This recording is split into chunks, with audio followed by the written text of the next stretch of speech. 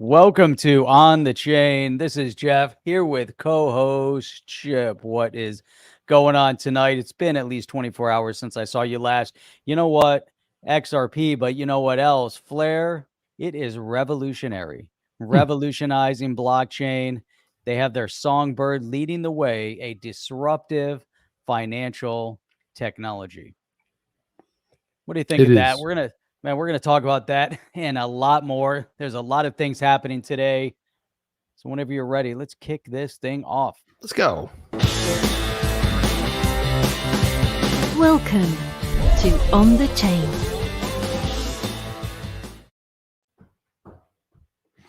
Love jamming out to that open, Jeff.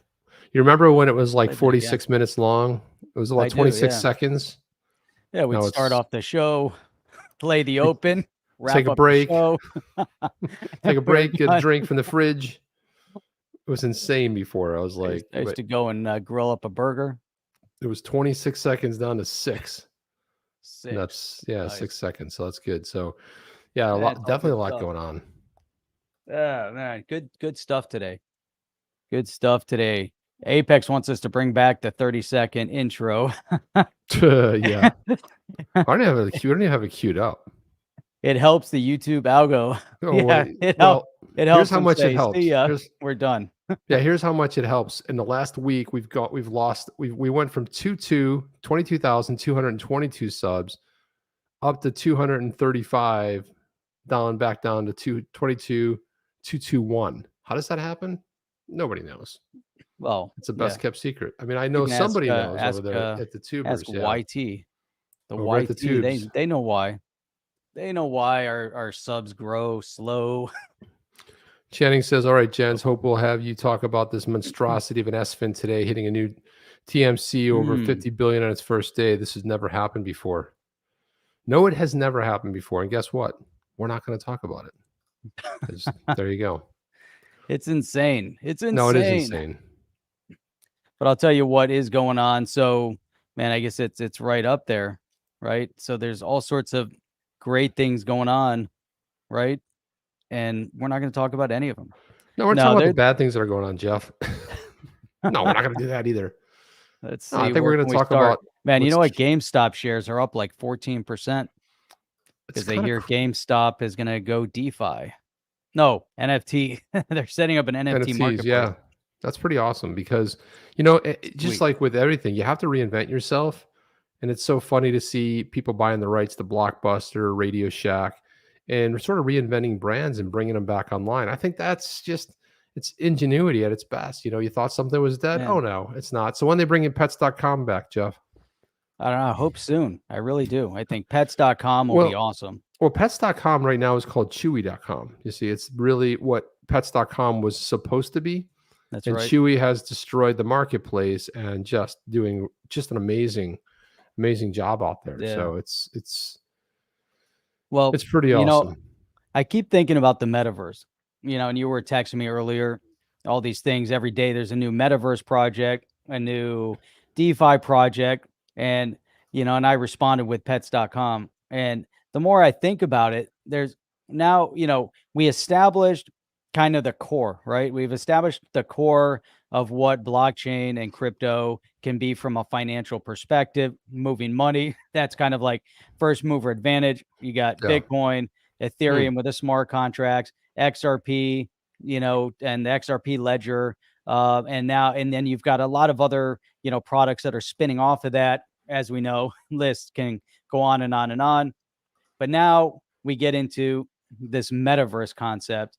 We get into the DeFi, which is just an extension of the first generation.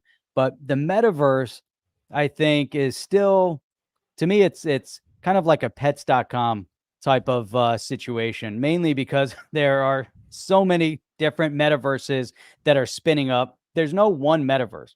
Everyone keeps talking about the metaverse. None of these metaverses are interconnected with one another. They're all little silos out there. Yeah, maybe eventually you'll be able to migrate from one to the other, or will you just log into another one? I mean, the whole concept really makes no sense. To me, the silo of a game and a gaming environment make sense. The whole idea of Second Life and going in with VR glasses and going to hang out in this metaverse environment just is not appealing to me whatsoever. But if you're into a Second Life, or what was that game when people, the Sims game, Oh, SimCity, know, SimCity, and SimCity. Sim Universe, Sim Yeah. Amusement Park. Sim, So all people that got stuff. into those types of games, but you're never able to interact with anybody, and then, then you've got all this idea of the metaverse. But gaming should be, you should be able to go on there. You should be able to beat up, you should be able to fight, shoot, drive, build, and that's it. I mean, what else are you doing in the games? I mean, it's just like, what's stimulating about this whole idea of just going to hang out? It's just getting a little Well, bit out of Jeff, control. I was thinking about this because I remember late 90s, believe it or not. So I had fiber back, we'll say probably like 98. And I remember there was a chat group that was like a 3D, a really raw thing. It was like Roblox. It looked like Roblox and moved kind of, still not as fluid, but it was like you could go talk to people and have a conversation with them, click on them. And I mean, you're talking about 22, 23 years ago. And I was thinking back then, this is going to be amazing once the tech catches up. You're watching movies where they have this amazing, graphics, just amazing stuff going on. You're like, well, that when it catches up, it's going to be a great place. So I could already see what's possible. But again, it's early days. You look at the metaverse, it's like saying the internet. There's there's one internet, but one site doesn't necessarily talk to another site. You kind of just go to destinations. At some point, there probably will be some interoperability. I just don't know when who knows when that's going to actually happen. But this, Jeff, was, I thought this was pretty interesting. I want to share this right here because do you remember, hang on a second. Do you remember that Vitalik video? I think we have to play this first.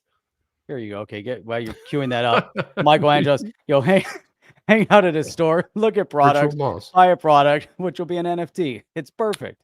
It's all about products and marketing. Yeah, we don't go to malls anymore. We just go to a virtual mall because you don't have to leave your house. I mean, exactly. I want to go to a virtual mall. I want to go into Blockbuster. I want to go hang out and pick out a movie, like back in the old days. And then I want to cruise by Radio Shack and see what's over there. And then I'm going to stop by GameStop, get an NFT and, pick up some new video game and then maybe get an Orange Julius on the way home. Orange Julius sounds really good. Now, Jeff, I don't know if you remember this. This was at, I think this was it EDCON? Was it EDCON 2019? But this video right here, let's see if we can get this up here, but let's go this was the famous Vitalik, and I don't know who the other guy is, but they were rapping and dancing like sharks. I don't know what was going on here. It was just the most bizarre thing ever. Know your gas limit. You got to know your gas limit, Jeff. Stay in it. Now, the best part, just focus your eyes on the left side of the screen because Vitalik comes out in a really weird fashion and starts going ballistic. Don't make mistakes or get invalid drummed. Yo, not just to pre-compile a change of opcodes. We're here to sustain and scale all the full nodes. Proof of stake is hard, but what I do know is when we learn a shard, we'll change the whole game, though. E2.0, yo. E2.0, yo. E2.0, yo. E2.0, yo. Shard 3, BLS, and Lamport, and all of this crypto just sets the stage for. All right, Jeff. What kind of? That's when you do when I don't know when you do that. What kind of? You don't ever do this. I mean, I guess if you're a multi-billionaire, but I'm like, it's. I mean, look. I mean, people have done really embarrassing things in their life, and maybe it's not caught on video. Maybe just a relative will remind them of like, do you remember that time that you did? Be like, yeah, okay, can we let it go? It's just something you talk about around the holidays, or you get together with family. Dude, this is permanent right here, and it's like, what is this? Merkle groups, plasma chains, plat, seekers, knocks, coming sober. And they couldn't practice enough to even synchronize. At least the one dude is doing his best, but Vitalik is like, I don't know what he's doing. And the weird dance. And who are the people in the background? It's too much. The dancers in the background. Privacy scaling in a snap, constant product oracles, tap, Merkle proofs, plasma chains, plat. Super high gas fees, plop. Right. So they're predicting the future. They're predicting Apparently, the future at 21. Yeah, and you know what's really weird? It's like, so when I watched the video, something I didn't notice, something that kind of came up. But look at this right here. Look who was up on the stage dancing with them, Jeff. This is incredible. Look at this.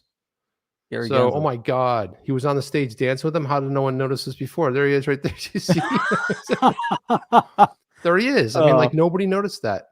And the weird thing too, nobody knew. Yeah, I mean, like, so the proportions look a little weird too. Or Vitalik is about 8 feet tall. I don't know. I mean, he doesn't even have a regular size head. I mean, come on. He's pretty tall.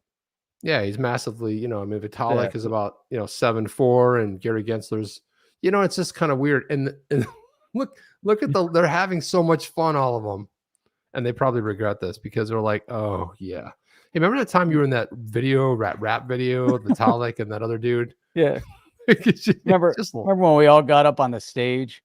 Yeah, that was a dumb idea. That was a bad idea, right? Yeah, it was horrible. And then look at this. I love about JayVTheGreat, who's hopefully in the chat there. I don't know if he's in the chat. He's probably in the chat. But if he's not, he's always throwing these truth bombs. And this is like something I think we all want to know about. You would think that the judge would make a decision on the deliberative process documents far before the January 14th discovery deadline. Like we expected it. I mean, we thought that maybe, remember on the anniversary when John Deaton was on and we had all of the community members come on, we just had a massive party. We thought maybe we'd see it. Then the next week, and now here we are heading into the deadline and there's nothing on the DPP. Are you down with OPP? Nothing. You got the DPP? Down About with the the OTC. DPP. I'm down with the OTC. Down with OTC, you get the DPP. So this is a really good thing. It's like we keep waiting for it. And when it finally comes out, I mean, when she finally makes a decision, this is going to be huge. But I don't know. I know there's a lot of other cases that judge is working on too. So it's not like that's the only one, but still, it's still a lot going on, Jeff. A lot of cool things going on. It's really interesting, just monitoring what happens, on Twitter and the excitement and, all the, everything, people are just constantly out there excited, ready, waiting, talking about the different investments in the crypto space. And then you've got Coining203 that said, I've been holding XRP since 2016. How about you? I'm tired of one more dip, one more low. The chart's ready, one more bag. I'm ready for this shit to go. Last $5 and never go back. I'm sorry, but I don't know about anyone else filling their bags. I'm ready to go. Yeah, hell yeah, ready to go.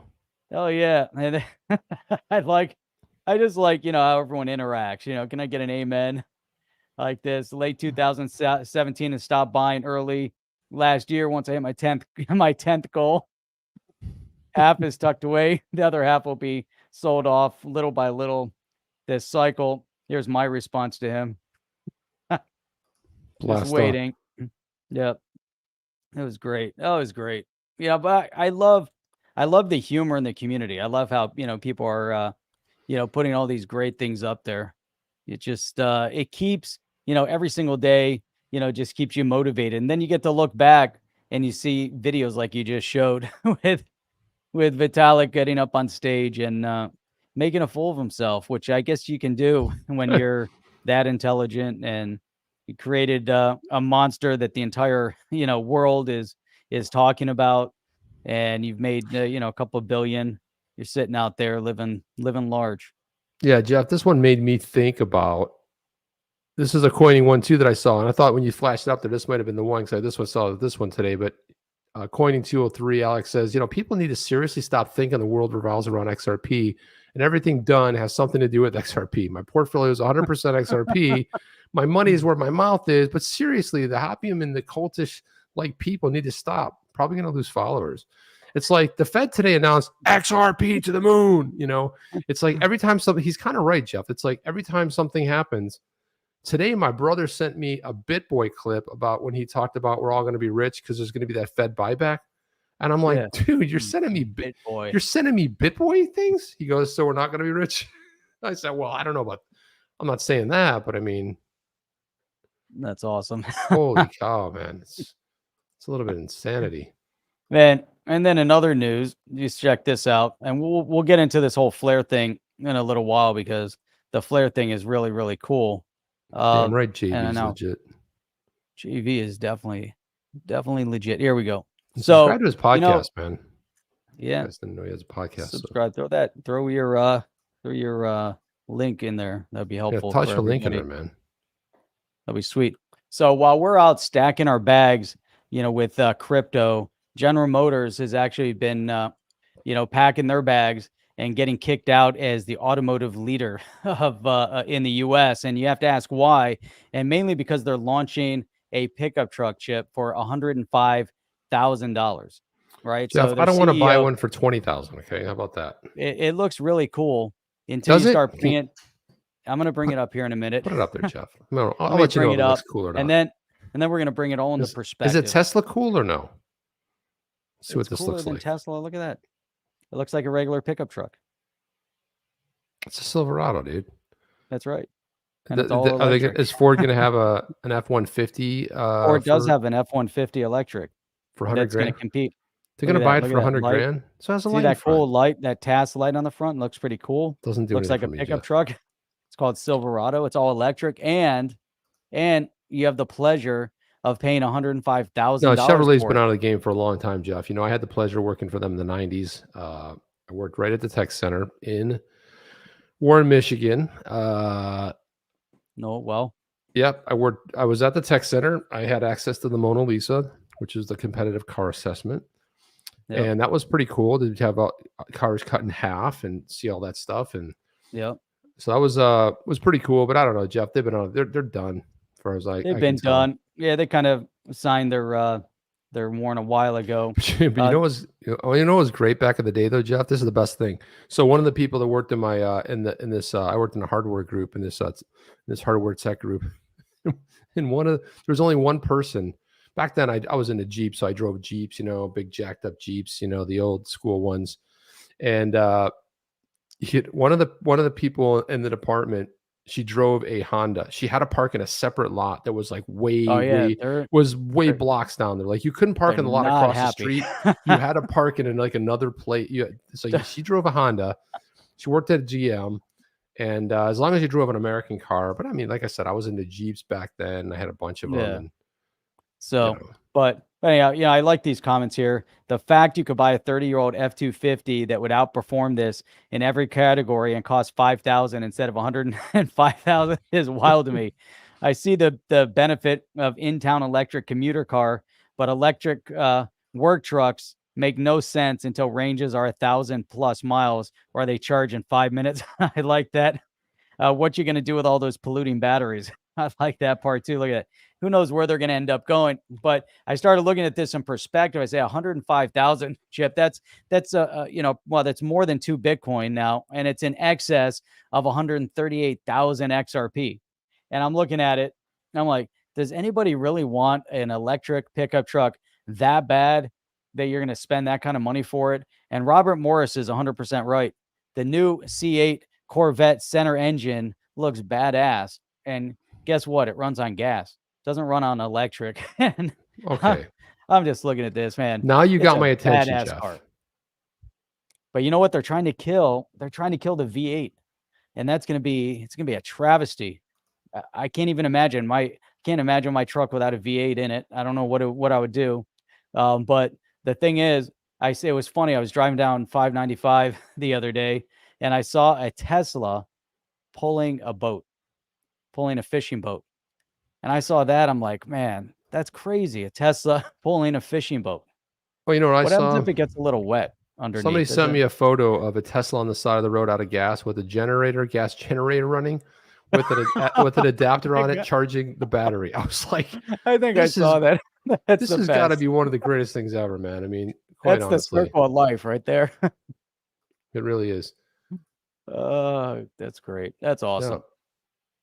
Did you see so this guy, holy cow, what the heck? Yikes. I'm getting ready to put this up. So look at this, Jeff. So this guy, he bought a Tesla. He's over in, where is he? He's, it was $22,000 to buy a new battery for his Tesla. So he decided to blow it up, which, I guess that happened. So he loaded it up with dynamite, made a big media thing out of it. They dropped a dummy out of there. It was supposed to be Elon Musk. I don't know what that was going on with that. Oh, he's fine. Don't worry, he's good. And then they took all these aerial shots of this, and the guy got to hit the detonator, and boom, blew the car to smithereens. I think they did take the battery out first because that would have been an ecological nightmare. But look, just look at that, Jeff. There's parts flying everywhere. Look at the camera here. Watch this one. Boom, just annihilated that sucker. So that area is going to be messed up for quite a while. Glass and metal debris and shards and plastic. And then who cleaned all that up? They're in the middle of nowhere. Like, whatever. Just like, I guess it's okay. Where were they? New Zealand or? No, they were over in Norway or one of those. Norway or something like that. I don't know. The guy was very upset about it. And he says, I'll just blow it up, Well, what was it, like 22,000 to replace the battery? Is that what it was? $22,000. Well, to replace it, they had to replace it. It was like 22 grand, the equivalent. So this is a really good tweet thread that John Deaton put out just recently, just a little bit ago. And he drives this point home, which I think is really great. It's like, it's not about the token itself. On January 1st, 2021, Deaton sued the SEC. It was 9 days after the SEC sued Ripple, declaring that XRP, including XRP traded on the secondary market, investment contracts with Ripple. Deaton argued from the beginning that the conflicts and appearances of impropriety. From the start, he said it was absolutely makes no sense, no legal sense to give ETH a free pass, but claim that XRP are securities. So he created the Crypto Law US site, which we reference often, utilizing assistance from the XRP community, created a video library at Crypto Law as well, providing irrefutable proof. And then his efforts were never been about attacking ETH, the token, the platform. And he's been on the record of saying that he does own it. Today's XRP, not a security. Likewise, I don't believe today's ETH is a security. Some folks have criticized me for attacking ETH. They argue I shouldn't bring up ETH at all, but these critics are likely ETH holders and don't want attention on their investment. But I'm also a holder of ETH. The judge herself made it clear that SEC's treatment and analysis of Bitcoin and ETH are relevant regarding the court's analysis of XRP under Howey and the fair notice. Thus, we must make comparisons. I strongly believe we cannot allow a narrative to be developed minimizing our frustration, outrage, and efforts as sour grapes just because ETH got a free pass and XRP didn't. Trust them. That's exactly what the detractors will attempt to do. And the goal is not to get the SEC to go after Ether or any particular person or entity. The immediate and number one goal is to generally get regulatory clarity for XRP. Specifically, we must achieve a declaratory judgment that today's XRP is not a security. Hard stop. Thoughts on that, Jeff? Hard stop. Not the hard stop. The whole previous part. Oh, that's my thought. Stop, Jeff. Hard stop. I think, it's spot on. Yeah, I mean, it's like, come on, it has nothing to do. And I think this last paragraph is what's critical with it, because as singling out this whole idea of this free pass notion for ETH, this whole notion that, Bitcoin with first mover advantage is now the digital asset of choice by the SEC, and they're going to latch on to Bitcoin, latch on to Ethereum. And then that last paragraph, I think is critical, because, pointing that out and getting to this notion that this isn't about, hey, we want the SEC to now go after Ethereum or go after any other asset. It really has to do with the fact that XRP is not a security. You can't have double standards on this. If you're going to say one isn't, and you can't say one is. It just makes no sense. And this is the reason why there's still some confusion here, is because there is no regulatory clarity, and we haven't had congressional action to provide some clarity on what's going on. And we're going to keep having this conversation. But hopefully when the judge goes through this and really, seeing how this is being dissected, and the fact that, you've got John Deaton leading the charge of the lawsuit XRP community against the SEC. And you've got individuals out there dissecting every last thing that's happening. That the judge is very, very cognizant and aware of that as well. So there cannot be any missteps on the judge's side, because if the judge has a misstep, I I can't even imagine what the reaction in the community is. And could there be, what's that going to do to her career? So they can't have a misstep. She's got to get it right. She can't, and what other lawsuits will be filed, after that, if there is some sort of a misstep and found out that, hey, you know what, they're enforcing dual standards, right? I mean, they're kind of in a spot. The SEC put everyone in this spot, though. It's their fault. It is. I mean, it continues on. He said, after achieving our main objective, we need an independent investigation utilizing the power of subpoena ordered by the Department of Justice or the U.S. Attorney's Office for the Southern District of New York, looking into the blatant conflicts of interest and gross appearances of impropriety. If people broke the law, then they should be prosecuted to the fullest extent of the law. If no law was broken per se, then Deaton's sure that the investigative report would make the recommendations to establish policy guidelines in order to avoid these appearances of conflicts in the future. An independent investigation is needed not only to determine any potential criminality, but also to restore confidence in the agency itself, which I think is probably never going to happen because they've just been so litigious and just attack. When the appearances of impropriety rise to a level that destroys the public's confidence, then actual impropriety has ultimately occurred. But what we do not want is for the SEC to simply try to publicly cover its ass and then serve the Ethereum Foundation and Consensus or Vitalik Buterin or Joe Lubin with subpoenas so that Gary Gensler can claim he's being fair. And that, you know how they do that sometimes, Jeff? To be like, let's prosecute this person, and then and then have it be a really fast, quick trial, and just kind of skirt it out of the way. You're like, that never happens, right, Jeff? That just didn't happen recently. No, not with the big trial or anything. And then a juror comes out later and says that, makes it a big announcement and probably got a nice, handsome. I was just saying, Jeff. Anyway, so I can't tell people what to do or how to feel. From day one, I've argued against tribalism. We argue against tribalism here. We're not about it. Yeah, we have our favorites, but so what? Everyone has their favorites. You might have a metaverse favorite. You might have an NFT favorite. Maybe I'm more, into, let's say, X shrooms, and just more into the Board Ape Yacht Club. I mean, it's okay. It's inclusive because we all want it to work. And I think he's absolutely right. It's perfectly okay to say one technology sucks when compared to the utility of another. But most of you know that I own Bitcoin. Some of you who support me, this is John Deaton saying, you think that Bitcoin's useless, a Ponzi scheme. I don't get mad. You have the right to your opinion. As long as you're respectful and civil, we can debate those things. Some of you have DM'd. Funny. You know what's funny about that statement there? Some of you support me and told you think that it's a Ponzi scheme. Now, if Bitcoin is a useless Ponzi scheme, then the entire space becomes a useless Ponzi scheme. Yeah, but then people forget what the word Ponzi means, because Ponzi is, there's a certain amount, it always flows up, right? And the last people that get in get screwed. It's not a Ponzi scheme at all. It doesn't even come close to the definition. But I think people use it loosely as they interject Ponzi and scam, kind of interchangeable. Yeah. But to be honest, it's like if you look at Bernie Madoff, the reason he was so successful and for so many years because he was able to cook the books, and the people that said, okay, I want to cash out, there was always enough to cover it because there was always stuff coming in. That there's a run, that's when it's exposed. That's when everything hits the fan.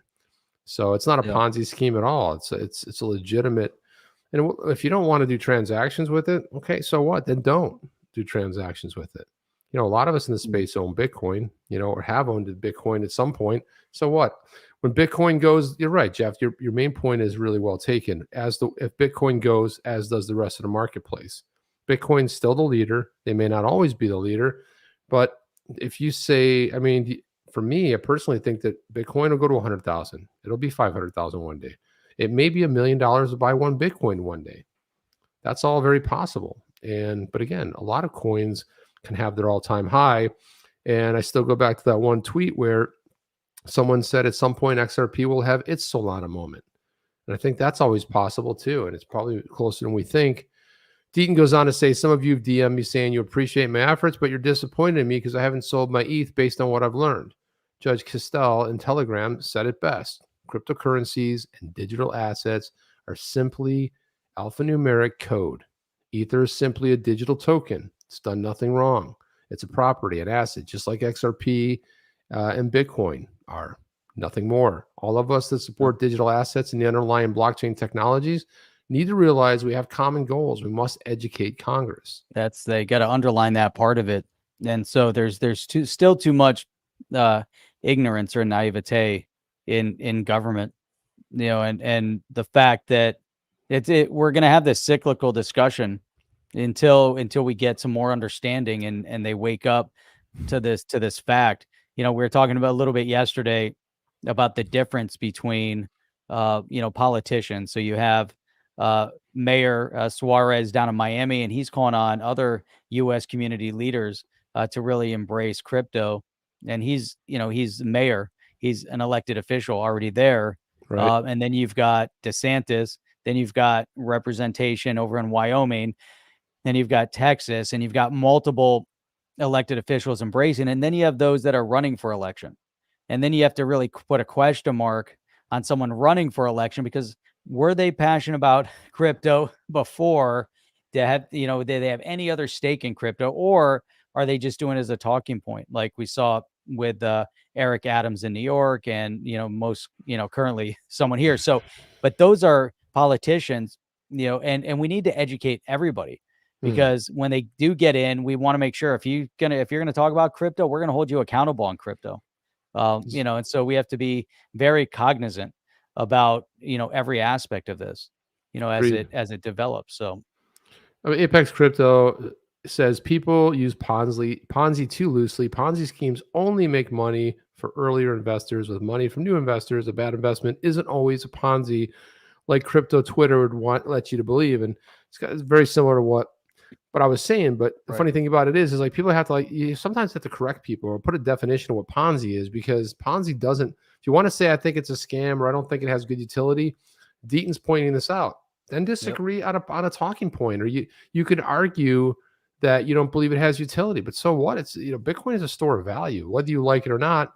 Go ask Michael Trela. Michael Trela out the trailer. So he goes on to say, we must unite against the SEC's lack of clarity and overreach. What we all should want is a fair and level playing field and a free market with the best technologies prevailing. That right there is a dynamite statement, Jeff.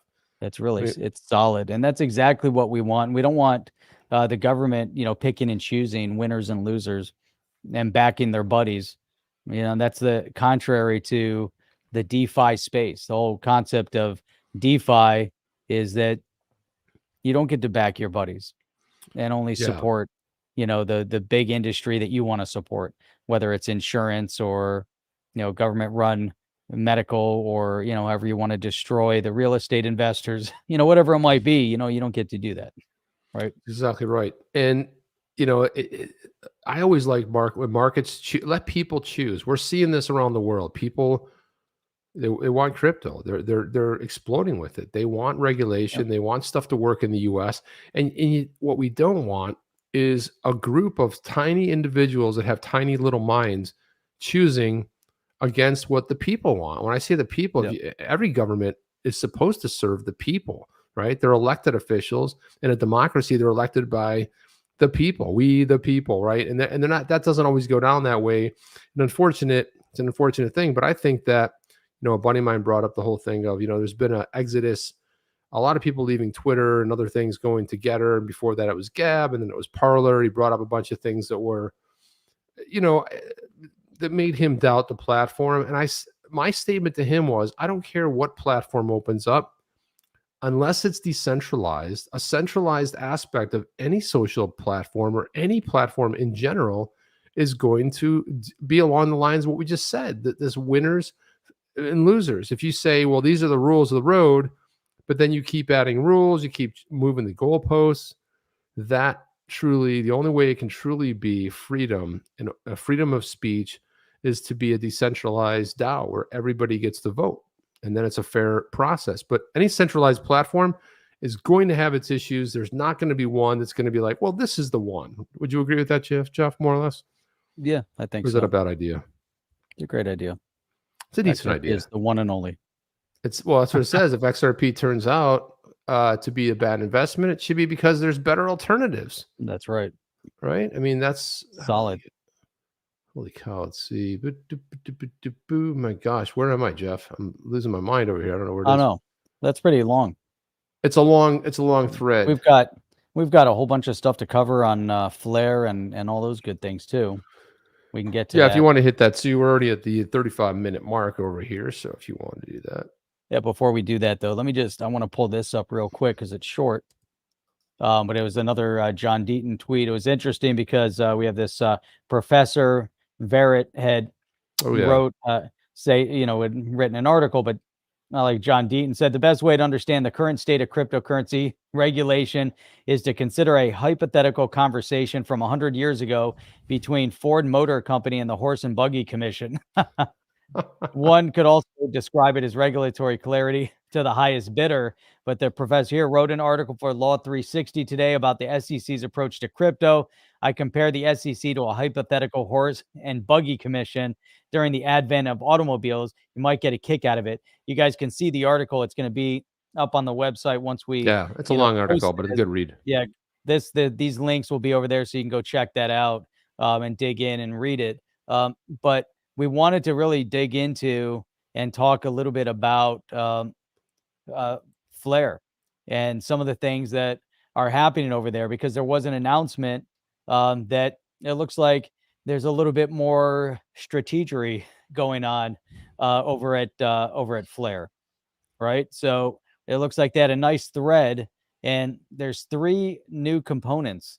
I don't know if they're new, but they're 3 components that seem to be developing out of this whole Flare situation, right? Yeah, they're not new. I think they've always been there since the beginning. But yeah, so now they're getting a little bit of traction, and the 3. I'm trying to find the right tweet here to see if I've got it in order, but let me see. Let me pull this kind of a tweet stream up here. I guess it is, and then we can get into. Yeah, I have the thread up here to the letter. You have this thread, the same one. The end of the big year. So at the end of a big year for Flare, here's looking forward to 22, when our vision for a decentralized, trustless, scalable, composable, and low carbon layer 1 blockchain will fully come to life. So, I think it's interesting. Click view and reader there, Jeff. Click view and reader. There you go. Yeah, click that. View, thread, and reader. Click that. There you go. Aha. Just cleans it up a lot. Look at that. That's fancy. Puts it all together in a nice little way. That's very cool. So let's see, where were we then?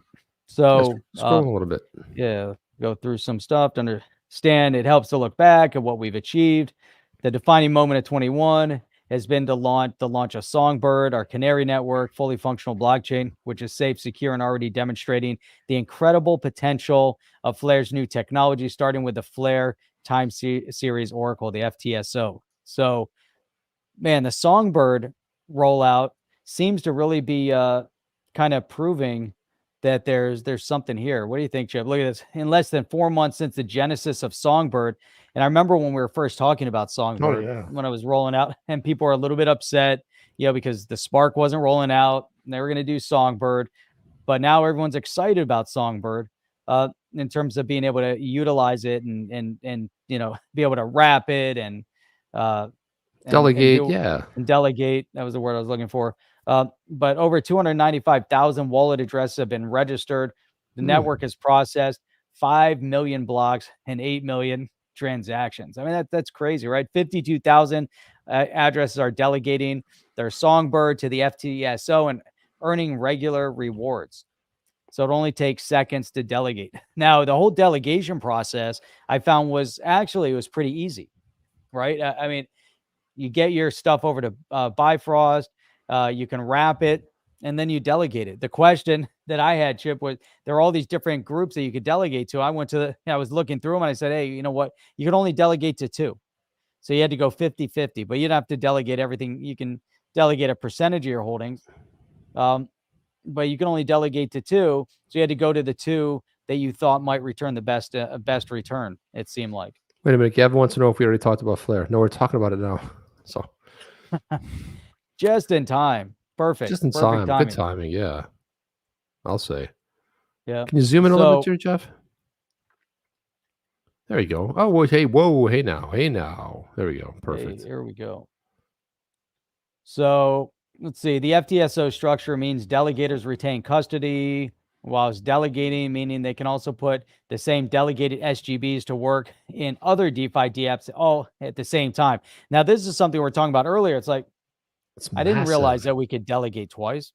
Yeah, Well, you can use it in DeFi. So the most amazing part about delegation is that you retain your wallet, whatever, it's in your wallet, but you retain it so you can delegate it. This is very different than wrapping something and tossing it over somewhere else. But because you have control over it, then you could actually put that wrapped Songbird something else. You can use it in DeFi, or you can use it in a dApp at the very same time. This is massive utility. And again, once we get into Flare with the F assets, and you'll be able to use Doge or XRP or Litecoin or some of the other ones that even that will be part of that whole structure. You're talking about massive, and then of course Flare Finance too, with the XFi token. Just, I mean, the possibilities that are opening up right now, and what I love about it is the really fact that even when you delegate or you move something, yes, it burdens up a little bit of Songbird. It's so minute, Jeff, that it doesn't make a difference. We're getting away, and I think eventually, I don't think ETH's ever going away. I think it'll probably morph into something else. But I think what's going to be massively, and I think it's in one of these here, but one of the most incredible parts about this is that it's not people saying, hey, come over to Flare. It's on a different blockchain, layer one blockchain, do this and that. It's not about that. It's about bringing over people from Ethereum, devs from Ethereum, and bringing those smart. And then when they come over, it's interoperable in the fact that they can earn on Flare as well. So they've got their smart contracts sitting over on Ethereum, but they can bridge that, and they can also have the ability to earn with Flare. So you don't think it's like, hey, by the way, you're doing a great job in a smart contract, you're earning a little bit, but how'd you like to earn more? It's always okay. It's a no-brainer, really. That's phenomenal. it's amazing. So as we break this down, you get from the FTSO, then you go to the state connector, then to the mining.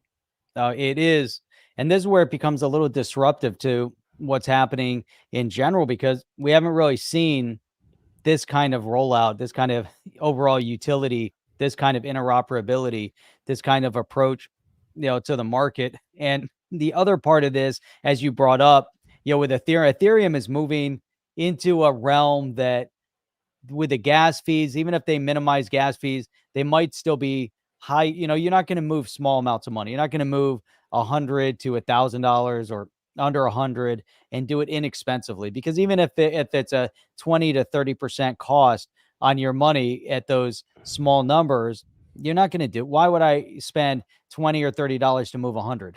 I mean, it doesn't make any sense, but if you're moving the bigger numbers, then the percentages shrink. And so Ethereum moves in a different direction.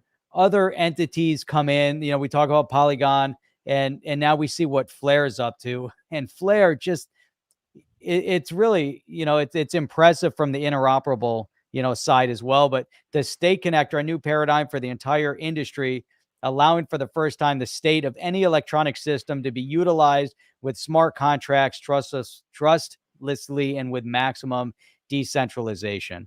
And then, we actually, if we dig into these things you brought up, the F assets, but if we dig into these three components, the state connector, merge mining, kind of already looked at the FTSO, but that's going to allow all these, the launch of the SF assets, Songbird, then on Flare. There's so many questions that seem to be open a little bit in terms of what's happening here, Chip. Yeah, there are, but I think I think we're moving in a great direction, and I think that Hugo Filion is a genius, because he, it takes a real visionary to see something that's missing in the space and then create it, or see the shortcomings. I mean, you saw what happened with the XRP ledger, when David Schwartz and others, when they authored that, because they saw some of the shortcomings of Bitcoin. And when you see some of the shortcomings of like an Ethereum product, even though I think they're going beyond that, I think that really, and what I love about the approach, I think that Hugo Filion and team over there at Flare have been getting a lot of unnecessary abuse, because they're building something so revolutionary, and people are like, but I want it tomorrow. And in one of the threads that I saw today, somebody said, but You just set a date and move into the date. Well, that's great. And that's great if you're, but everybody knows that when it's ready, it's ready. And sometimes you don't know what more development you have to do until things start breaking. That's just the world of development. And banks will stress test the hell out of software, and they'll move the launch date a couple of times because things come up. And this is where I think everybody in the community should really have a little more patience. This is incredible. F assets, delegation to FITSO, the FTSO, the mining. It's incredible. And then you have Flare Finance, which I wanted to touch on a couple things about Flare Finance here as well. Patty XRP put out a great thread on that, simple one. But this is where we're moving. We're moving into an incredible space where you're going to be able to take advantage. A lot of the DeFi projects right now have to do with Ethereum or knockoffs of Ethereum. The Avalanche or the what happened to Jeff? Jeff just dropped off. That's weird. I always feel like it's weird, we lost a comrade. What are we going to do? But anyway, he'll be back. He'll be back in a second. But while we're doing that, let me throw this up here really quick. This is hang on a second. This is Patty XRP, and he talks about the wrapped Songbird, which is WSGB staking on FlareFarm strategy. There he is, Jeff. I don't know what happened. You were talking and you were just boom, you're gone. But anyway, I was trying to move a tab and I that happens. I've done that before. I'm like, see ya. Clicked the wrong one. You're just gone. It was poof. But the wrapped Songbird staking on FlareFarm. So this is intended for those who would like to still utilize their delegations from their wallet address. Opportunity cost is a couple days per week missed on the SFIN or earning. Check out the thread below. So the epoch voting, or the epic, I should say, the epic voting lock for delegations takes place on retrospective random time between Thursday morning and Saturday morning. If you want the wallet address delegations to count, then you need the wrapped Songbird delegating for your wallet during that period. So between that Thursday and Saturday morning, so every Wednesday night, you could unstake WSGB, your wrapped Songbird, back to your wallet, then set your delegations. Then on Saturday, once the previous epic rewards are claimable, then you can restake the wrapped Songbird in your FlareFarm to earn SFIN for 5 days until the next Wednesday night, rinse and repeat. So I think this is a really good strategy, and it's nice to know exactly so you're not guessing or trying to figure it out. Patty XRP has already done that for you. I'm going to throw that. It's also, this whole thing is, it's like, it's a whole new lesson, right? We're learning something brand new in this space. And it's really, it's impressive. It's amazing, so here we are learning, like so when we're moving into this space, you got to wrap it. Then you got to delegate it. Then if you're delegating, then you can there's all these things that you got to do. First, everyone had to learn about trust lines.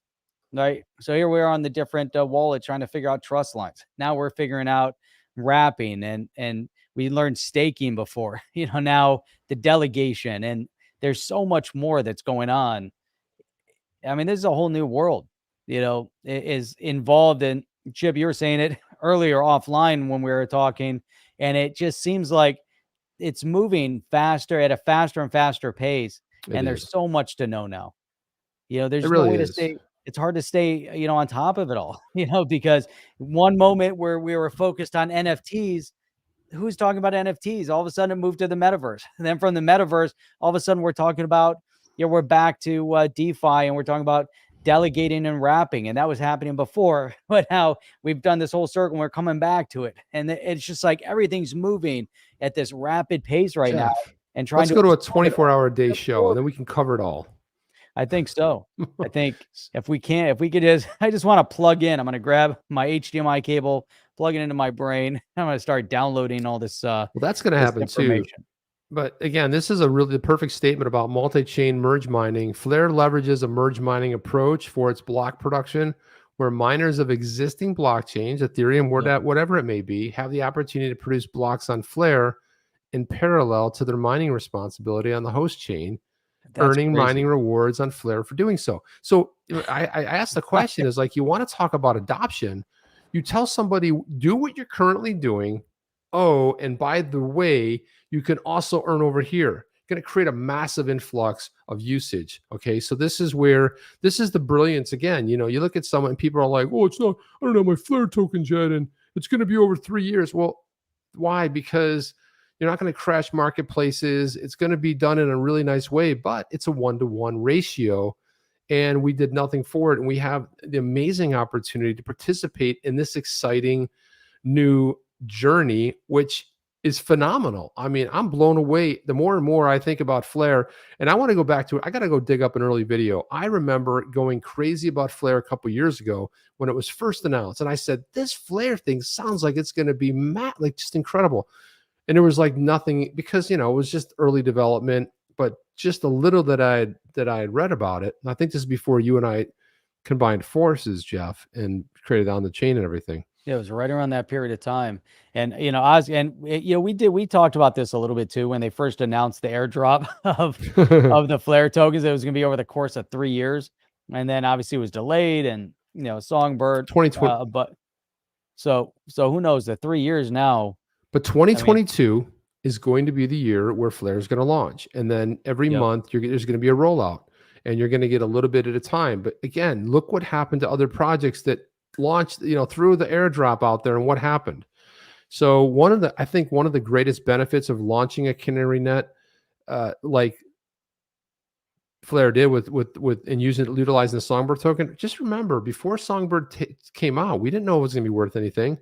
You know, Hugo Filion said, I think if there's value there, people are going to try to go in there and break it. We're going to test it. And we're going to see. And then Jeff starts reading about some of the accomplishments that they hit in 2021. And now in 2022, they're saying Flare is going to launch. So I think the wait was worth it. And I think now let's compare this, Jeff. Let's look at Ethereum, that we've had on the record certain people from the project saying that it wasn't ready. It wasn't ready to go, but they had to launch it. Why? Because there was a lot of pressure to launch it. They announced it. It had to be launched a year later from the initial coin offering, if you will, or the time people committed money to purchase the ETH token, to a year later, they had to launch it. And there was that video going around recently where you had one of the developers saying he was unhappy. People went for the Lambo versus going for a sound project, which he was a developer who cared intensely about the soundness of the project. And everybody else was like, launch it, and we'll have a lot of money. And it's interesting, Jeff. The whole thing is interesting, but we are in a great period of time. 2022, we are certainly geared for a lot of opportunity in the space. Man, a lot of opportunity, a lot of growth. I mean, to me, it's unprecedented right now. 2022 is going to be an amazing year for lots of reasons, from a financial perspective in the crypto space, a political perspective. The world is changing again. You know, a lot of things are going to happen. You know, there's a lot of chaos right now, but we're going to overcome that chaos with a lot of great things, you know, a lot of positives. And the reason why I say that is because right here on the chain, we have people from all over the world that are tuning in, and everybody shares this same passion for cryptocurrency, for DeFi, for freedom, right? And then you get, you know, guys like Gavin out there making 900 a week on delegations. I mean, right? So we have something to learn from Gavin. Every one of us has something to learn from each other. Making 900 just on delegate.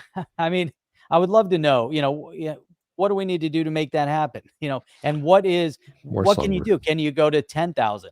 Can you go beyond that? You know, what do you need to do to orchestrate that? That's a whole new space. And then you got guys like, you know, we got Kasparov over here said, guys, can you change the live stream time? It's 2:55 a.m. Damn, Kasparov. Listen to this. So we got Flare Community, one of the best YouTubers in the space here. And if you guys don't follow his videos, like I watch his videos to learn how to do something. So Flare Community, interoperability is absolutely key in the future. Having a network which can accommodate for many native layer one assets in a trustless manner is essential. Yeah, absolutely well said. Boom.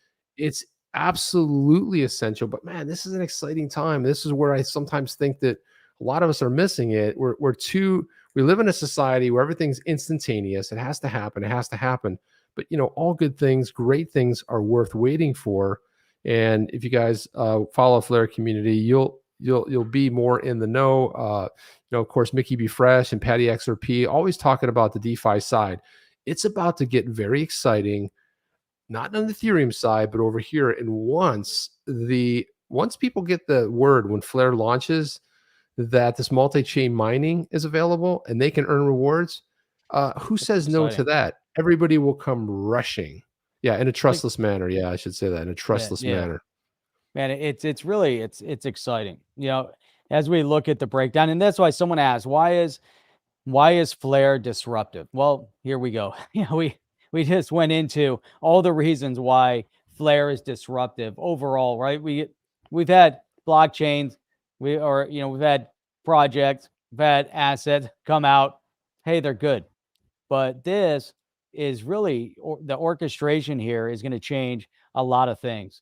And I can't even imagine. And the one thing, again, to your point you said earlier, the way they orchestrated the airdrop, the way they weren't afraid to pull back on the airdrop, the way they rolled out their Songbird and gave people a little bit of a taste of what it is, right? They didn't say, hey, we're going to give you 1-to-1 like we are with Flare. They gave a smaller amount of Songbird based on everything. Not all the exchanges participated with the airdrop, unfortunately, with Songbird.